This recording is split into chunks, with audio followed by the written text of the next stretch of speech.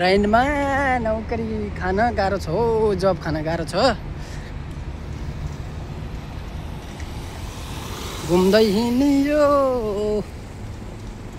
घुम्दै हिँडियो ल। अब तो पार्टी। आज पनि एउटा होटलमा इन्टरभ्यूको लागि बोलाइएको थियो क्या रे। ल इन्टरभ्यू त दिनकै दिइन्छ, तर अब खै के हुन्छ हुन्छ। कतै स्यालेरीको कुरा मिल्दैन, कतै उनीहरूले एक्सेप्ट गर्दैन, कतै स्यालेरीको कुरा मिल्दैन। गाह्रो छ हौ।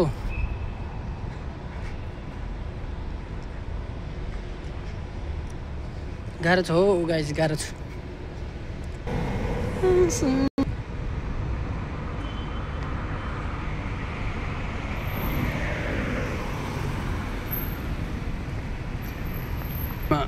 अब अहिले इन्टरभ्यू दिन लाग्यो। यो वाला बिल्डिङ हो, यो वाला स्पाइरलवाला छ नि, त्यो बिल्डिङमा जब लाग्यो त ठ्याक्कै हुन्थ्यो के अरे। अब स्यालेरी कम्ती दिन्छ फेरि। यस्तो यस्तो ठुल्ठुलो होटलमा बस्नेमा कम्ती स्यालेरी दिँदो रहेछ कि। सानो सानो रेस्टुरेन्टमा चाहिँ स्यालेरी अलि ठिक ठिकै हुन्थ्यो रहेछ। यो ठुल्ठुलो रेस्टुरेन्ट होटेलहरूमा त स्यालेरी त बिल्कुलै छैन हो। होटेलहरूमा जब गर्नु त स्यालेरी पनि त्यही हो, दियो भने 200-250 दिने रहेछ।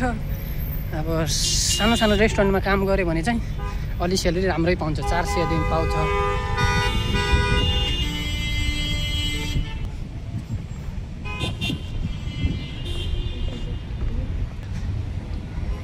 अब जाने भनेको अहिले जाने भनेको यो बिल्डिङमा ठ्याक्क विन्डम ग्रान्डी होटेल हो यो। यसमा जान्छु के हुन्छ हेरौँ। बोलाएको छ अरे 3 बजी आइज भनेर। अब यसैमा जानुपर्छ।